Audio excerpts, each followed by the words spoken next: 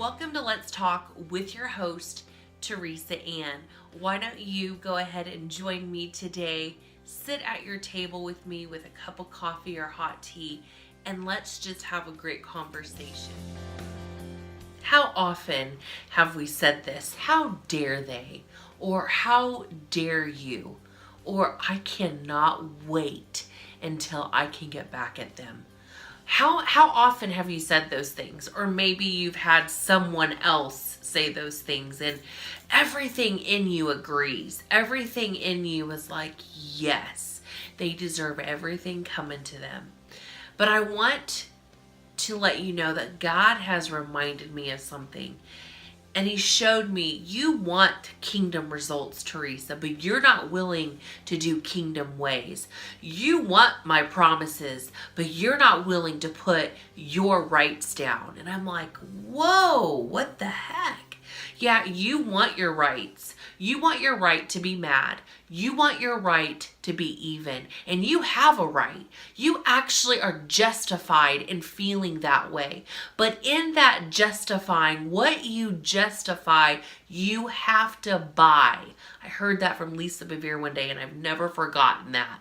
You know, when my husband makes this statement, you can get on that ride, but when you purchase that ticket, it ain't over until the enemy says it's over.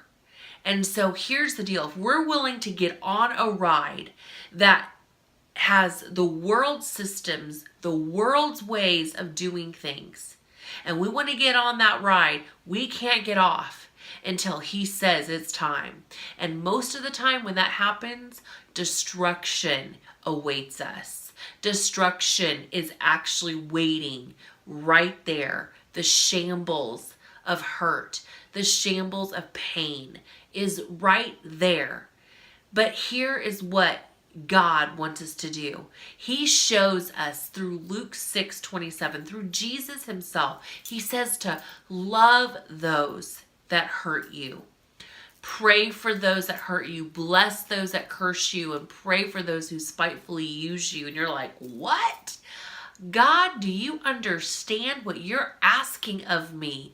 And he's like, I do. And the only way you're going to be able to do that, Teresa, is by holding on to me, because anything I ask of you, you can't do on your own. It requires relationship with me. It requires intimacy with me, because anyone can be healed.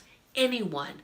There were masses of people when Jesus walked this earth that were healed, but it didn't mean they had an intimate relationship with him.